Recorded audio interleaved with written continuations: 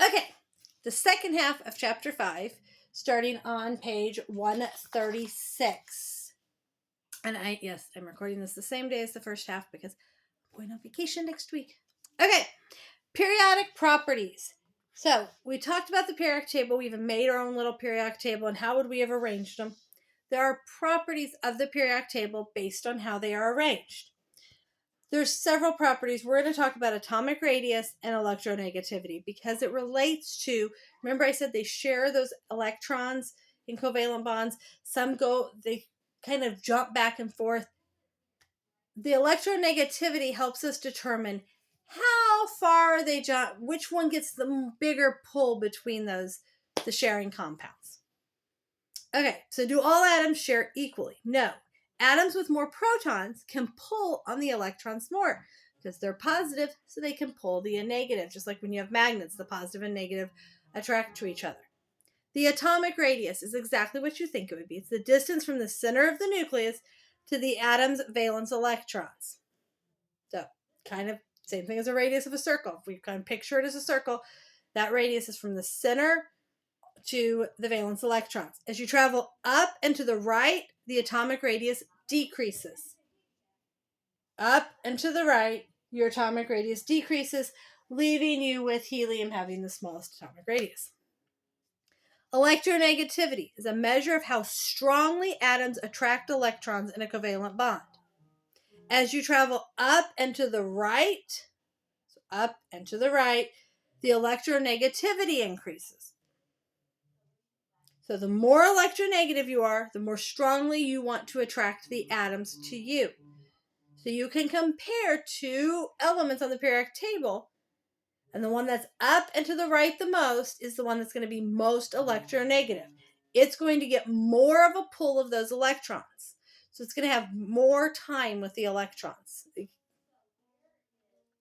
Polar covalent bonds. A covalent bond in which electrons are not equally shared. The example of polar bonding that you have probably all heard of is water. Water is a polar substance. That's why it dissolves things a lot. Consequences. Why does it matter that we have polar bonds? Molecules themselves are neutrally charged. So the molecule that we're talking about so far are all neutrally charged. Their protons equal their electrons. But polar covalent molecules have an uneven distribution of electrons. So one side of it can be more positively charged and another side can be more negatively charged in it. So that's what it means to be polar. One side is a little more positive and the other side's a little more negative. Okay, valence shell electron pair repulsion. Let me say that again. Valence shell electron pair repulsion. VSEPR. The shape of a molecule is based on the repulsion between the valence electron pairs in the molecule. The shape of the molecule is based on the repulsion between the valence electron pairs. We should be doing next week, which if you're watching this video after, then you should have done today in class, or making some of the shapes so you can kind of see how they naturally spread out, because I have some molecules that we can do that with. Okay, if you turn your page over, I give you a chart. Now, what I want you to understand is I'm not going to test over this, but we are going to do it and try to understand, because it does have some value in understanding it and using and thinking through it. So you have molecules, Lewis structures, bonded pairs. We're looking at the central atom when we talk about bonded pairs and non-bonded pairs. And then the shape that it's going to create.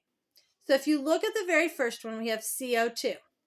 You have carbon with two oxygens. It has two bonded pairs, a double bond, a triple bond. It's still one bonded pair, okay? So it has two bonded pairs, no non-bonded electron pairs around the central atom. Therefore, it's going to be a linear shape. Its angle is 180 degrees. Your book does have, if you flip through, it does not have them all in one spot, unfortunately. The last book did a better job of that. But starting on page 143, it does kind of show you the different shapes. So if you want to kind of see how they have molecules laid out that way. CH2O has three bonded pairs, but zero non-bonded pairs. So it's a trigonal, or 120 degrees. CH4 has four bonded and zero non-bonded, so it's tetrahedral, 109 degrees. NH3 has 3 bonded and 1 non-bonded, so it's pyramidal. H2O has 2 bonded and 2 non-bonded, so it is bent. Okay? So, how do we figure this out? How do we decide what shape something is? First, we draw this Lewis structure.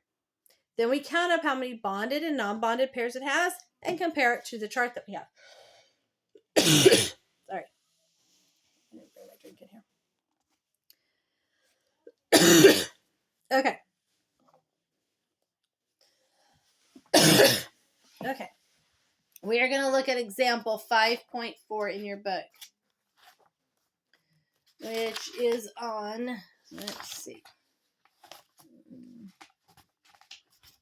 I kind of skipped ahead because I felt this made more sense to do it this way, I guess. I don't know. 5.4 says, what is the shape of HCN?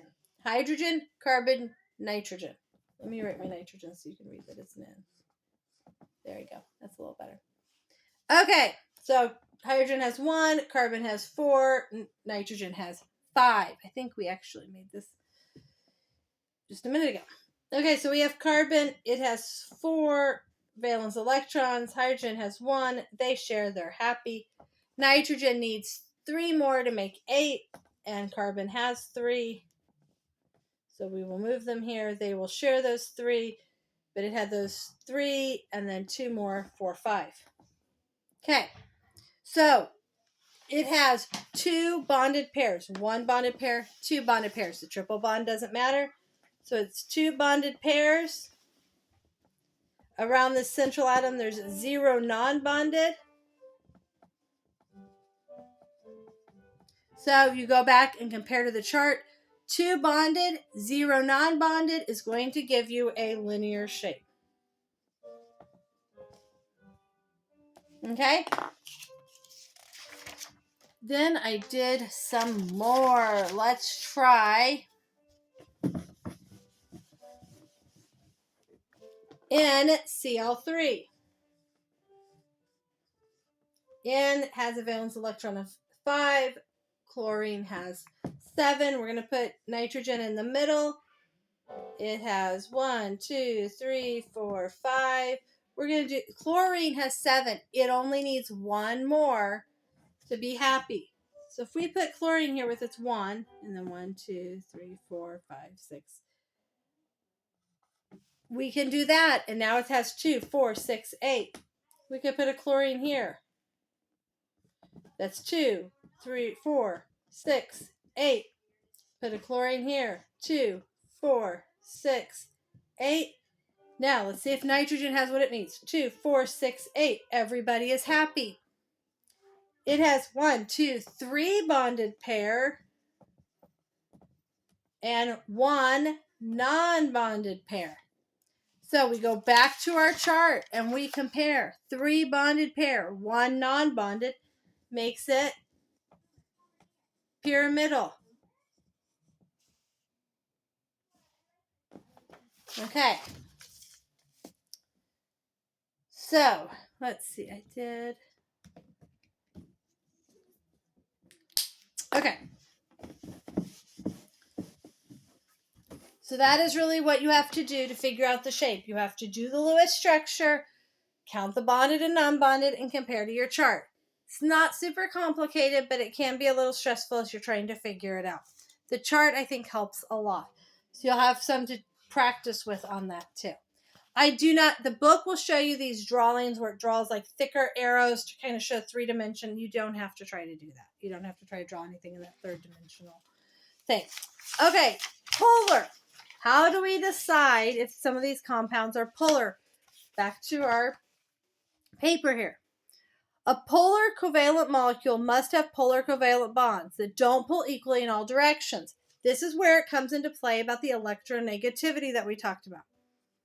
Okay. It says do example 5.5 together. Okay. So 5.5, we're starting with sulfur fluoride. So sulfur difluoride. Okay. Sulfur has I do not remember. It has 6. Sulfur has a valence electron of 6. Fluorine, I think, is 7. Yes, fluorine has 7. So we'll put sulfur here. 1, 2, 3, 4, 5, 6.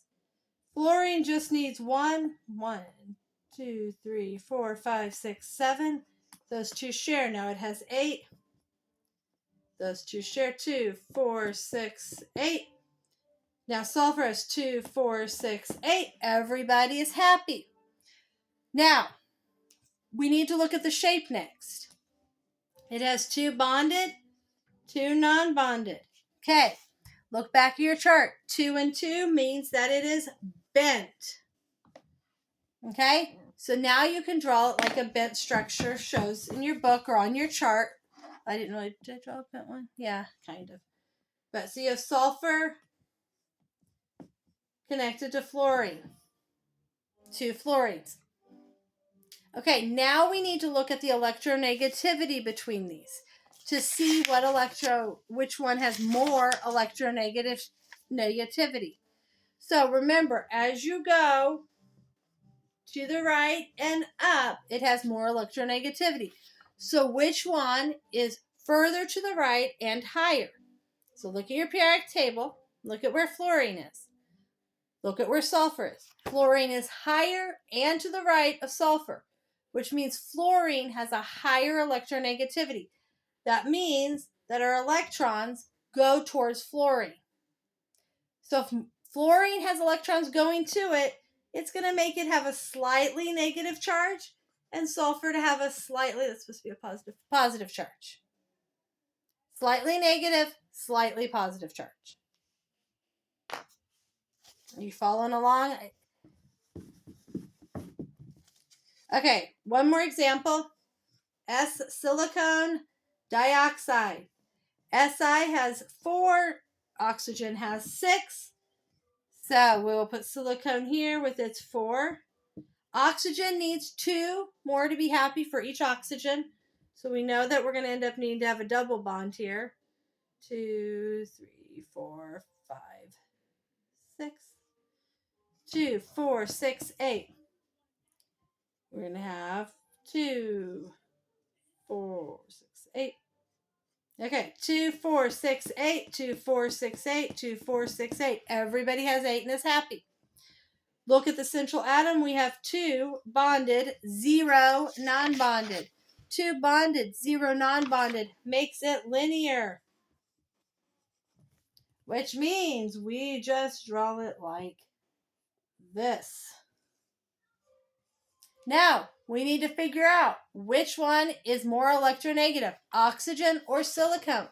So you look at your chart and you look at your periodic table and you find silicone. Okay, found it. It's number 14. And you find oxygen. Oxygen is higher and to the right of silicone, which means that it pulls the electrons. They will have slightly negative charges. Silicone will have a slightly positive charge.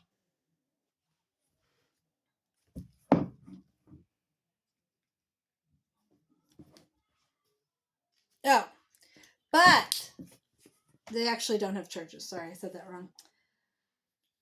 They would pull, but if you have 2 things that are linear, that pull at each other in opposite directions, if you're playing tug of war and one person's in the middle, you're pulling equally. Does it move? No. So because it is linear, they cancel each other out. And neither one actually is not a polar molecule because they cancel each other out because they're each pulling equally because it's linear shape. If it was bent shaped, it wouldn't be pulling in all directions. That's why the bent one is polar. Another example is a tetrahedral one could be pulling in all directions. And if it's pulling in all directions, it would be nonpolar. Okay? So that's why the shape matters with the covalent bonding. It has to be able to pull unequally based on the shape. Again, you are going to have to be able to draw covalent bonding. And you need to understand what polarity is. But you are not going to necessarily, and electronegativity and which one is more electronegative. but I'm not going to necessarily make you have to be able to draw them and come to all the conclusions. But I do want you to practice doing it because I think it's a very good practice. Why does polarity matter? Polar compounds dissolve in polar compounds, and ionic compounds dissolve well in polar compounds. Non-polar compounds usually dissolve well in other non-polar compounds, but not in polar ones. So if you've ever made a salad dressing where you put just vinegar and oil together, they don't like to mix up because vinegar is more of a water base. It's a polar molecule, oil is not. And so they don't like to mix up. So they'll add an emulsifier such as mustard into it so that'll help it mix up and mix together because polar and non-polar don't like to mix up. Okay, that is the second half of the chapter.